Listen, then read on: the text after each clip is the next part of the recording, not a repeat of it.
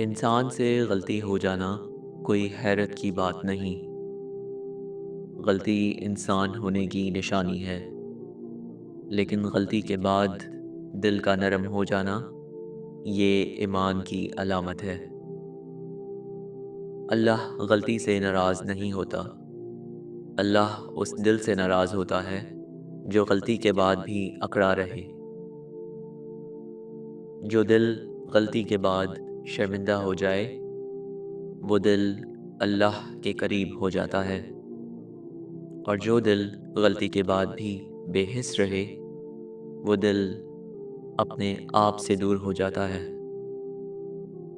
شرمندگی سزا نہیں ہوتی، یہ رحمت کا پہلا دروازہ ہوتی ہے۔ غلطی کے بعد دل کا بوجھ اس لیے نہیں آتا کہ اللہ دور ہو گیا ہے، یہ بوجھ اس لیے آتا ہے کیونکہ اللہ قریب بلا رہا ہوتا ہے۔ اگر رب واپس بلانا نہ چاہے تو دل خاموش بھی نہ ہو۔ غلطی کے بعد انسان دو راستوں پر کھڑا ہوتا ہے۔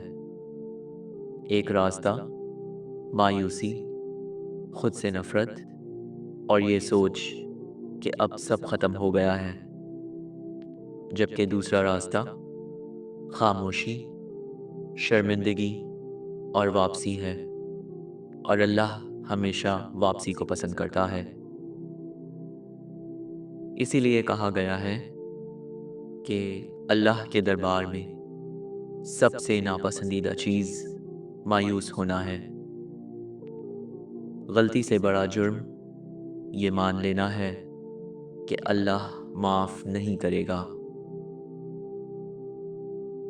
اگر دل بھاری ہے، آنکھیں جھکی ہیں، اندر سے یہ احساس ہے کہ میں ٹھیک نہیں تھا، تو جان لیجئے کہ یہ گناہ نہیں بول رہا بلکہ روح بول رہی ہے، اور روح ہمیشہ اللہ کی طرف بلاتی ہے۔ توبہ لفظوں کا نام نہیں، توبہ واپسی کا نام ہے۔ خاموشی میں سر جھکا دینا سب سے خوبصورت دعا ہے۔ اللہ ہم سے یہ نہیں پوچھے گا کہ ہم گرے کیوں، وہ یہ دیکھے گا کہ ہم نے سر جھکایا یا نہیں، کیونکہ اکڑ گناہ سے زیادہ بھاری ہوتی ہے، اور ندامت کئی عبادتوں سے زیادہ قیمتی۔